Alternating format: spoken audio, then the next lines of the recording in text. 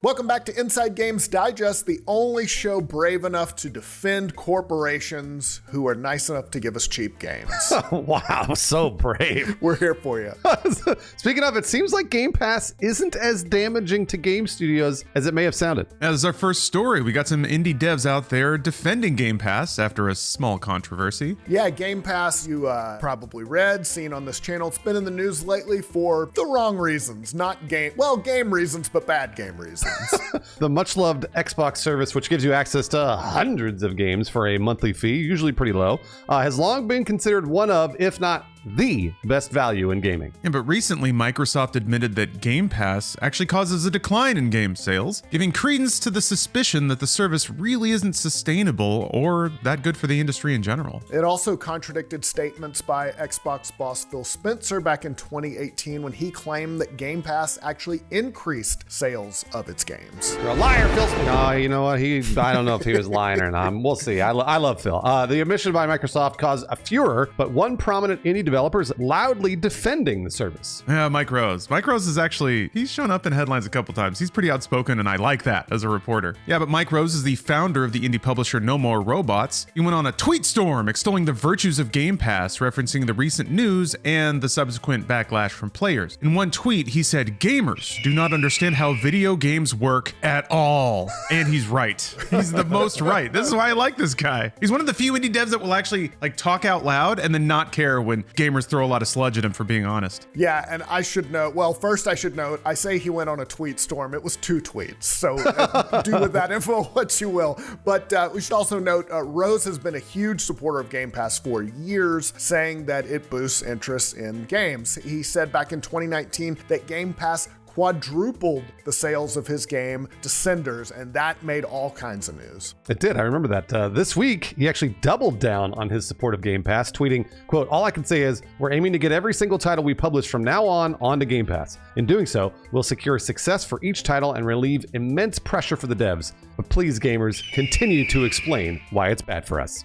Because Last of Us! That's pretty much what it comes down to. Another developer, Matt White, who made the Metroidvania Ghost song, added his support of Game Pass as well, saying, quote, "As an indie dev with a game currently on Game Pass, I agree. It's a very good deal for devs in my experience." I kind of feel like it might be really good for indie devs and maybe not as good if you're a big AAA.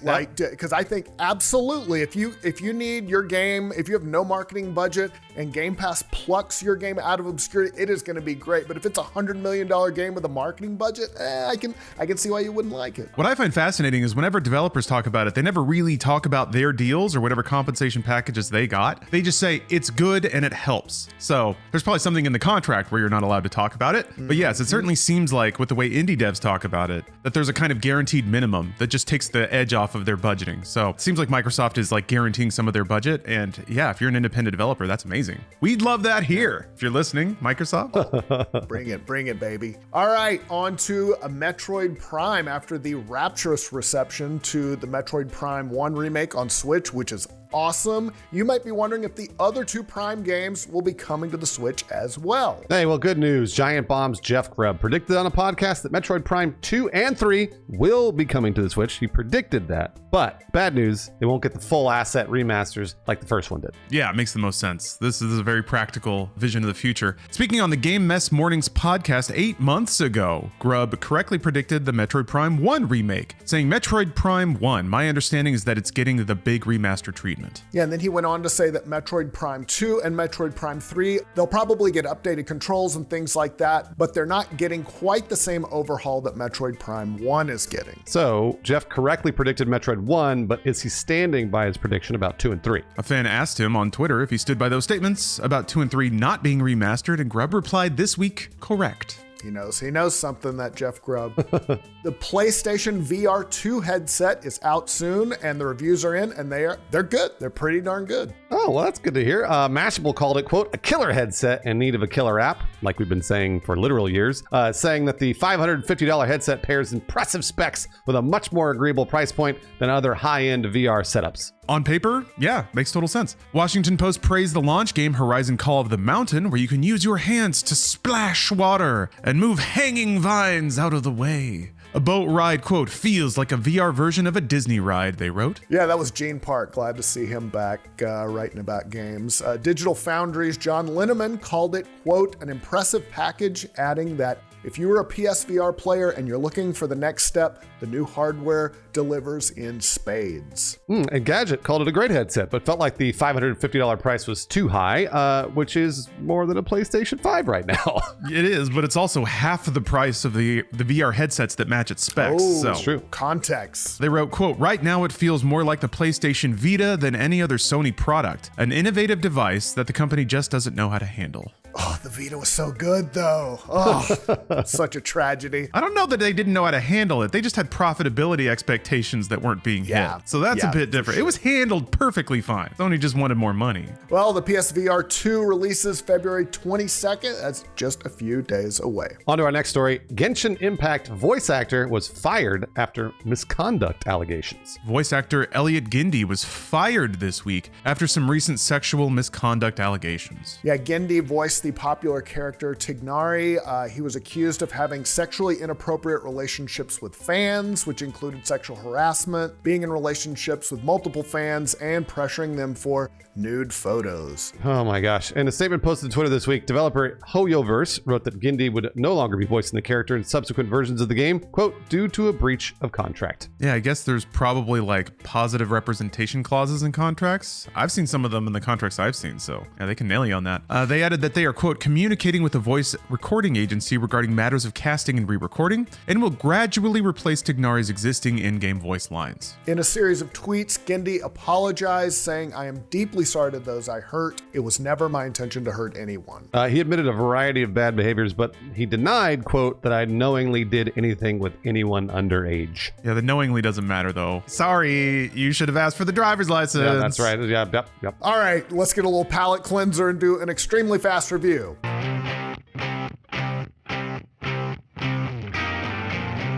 I never read a Harry Potter book ever. I'm so grateful. I've never been happier not to care about a game. Just the fight's going on. Whoop, got nothing to do with me. You're lucky.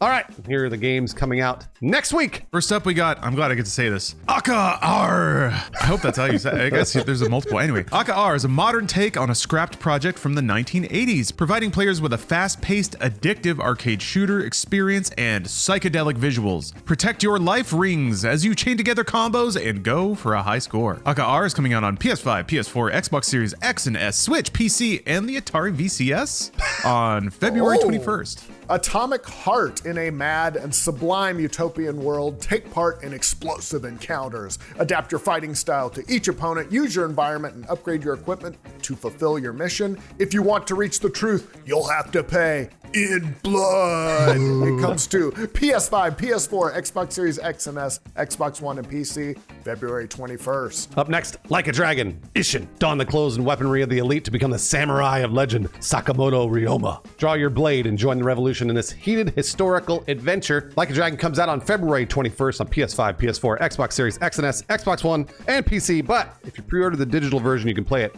literally right now. Next up, Digimon World Next Order. The digital world has run rampant with Machine Dramon and is now in a state of utter chaos. As a Digidestined, it is up to you to restore order to the world in Digimon World Next Order, a monster collecting RPG. Find and recruit as many faithful Digimon companions as possible to rebuild the digital world. Will you be able to balance both training and exploration to stop the virus-infected Digimon from causing complete destruction? Digimon World Next Order comes out on the Switch and PC on February 22nd. Oh, we got a big one next. Horizon Call of the Mountain. Conquer colossal peaks, overcome fearsome machines, and uncover a hidden danger to the world of Horizon as you answer the call of the mountain in an immersive new adventure for the PlayStation VR 2. Experience the sensations of height and wonder as you take in stunning vistas across the Karja and Nora homelands through the eyes of new character Ryas, and interact with your surroundings using two PlayStation VR 2 Sense controllers. Use intuitive movements to climb mountains, hunt machines, shoot your bow and arrow, and craft items from raw materials. It comes to the PSVR 2 February 22nd. I want to go back in time like 5 years and tell somebody there's a VR game where you shoot bows and you like rub herbs together and you smash rocks into each other. It's like Caveman Sim. This is all we want as humans. We just want to become monkey. Just go and splash water on your face in a sink, Lawrence. Just do that. Just go camping. You can go camping and do all this. The VR is great. It's in 4K. You'll love it. Up next, Redemption Reapers. Descending suddenly on the world, the macabre Mort armies destroy nation after nation, leaving humanity decimated in their wake. Among the forces resisting the Mort is a small band of mercenaries known as the Ashen Hawk Brigade. Redemption Reapers comes out on February 22nd, PC, PS4, and Switch. Next up, we got Remoteness, New York, 2034. You wake up after what seemed to be a terrible nightmare, while it is not. The district has been evacuated and isolated overnight by the army after an electrical meteor shower hit the Earth. Fight, explore, survive, and try to escape from this hell. Remoteness comes out on the PS5, PS4, Xbox Series X and S, and Xbox One on February 22nd. Next up, Blood Bowl 3. Brutal, crazy, tactical. This is Blood Bowl! The iconic death sport returns with the new game of fantasy football, faithfully using the latest board game rules and new content. Create your team, then crush, mulch, and cheat your way to the top, leaving your opponents in the graveyard. It's Blood Bowl 3. It comes to the PS5, PS4, Xbox Series X and S, Xbox One, and PC, February 23rd. Up next, Company of Heroes 3. Bigger and better than ever, Company of Heroes 3 combines heart-pounding combat with deeper strategic choices in a stunning Mediterranean theater of war. In Company of Heroes 3, every battle tells a story.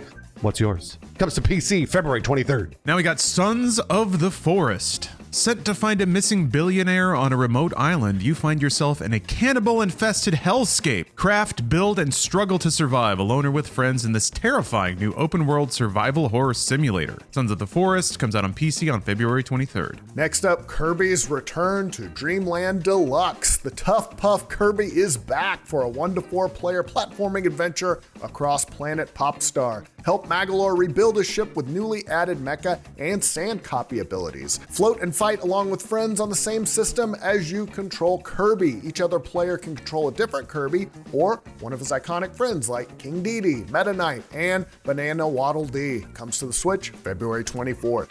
And our final release for the week, Octopath Traveler 2. This game is a brand new entry in the Octopath Traveler series, the first installment of which was initially released in 2018 and sold over 3 million copies worldwide. It takes the series' HD 2D graphics, a fusion of retro pixel art and 3D CG, to even greater heights. In the world of Celestia, 8 new travelers venture forth into an exciting new era. Where will you go? What will you do? Whose tale will you bring to life? Every path is yours to take. Octopath Traveler 2 comes to Switch, PS5, PS4, and PC, February 24th. And that is the digest for the week, guys. We hope you're having a great weekend, and we will see you soon. Thanks to all of our supporters on Patreon.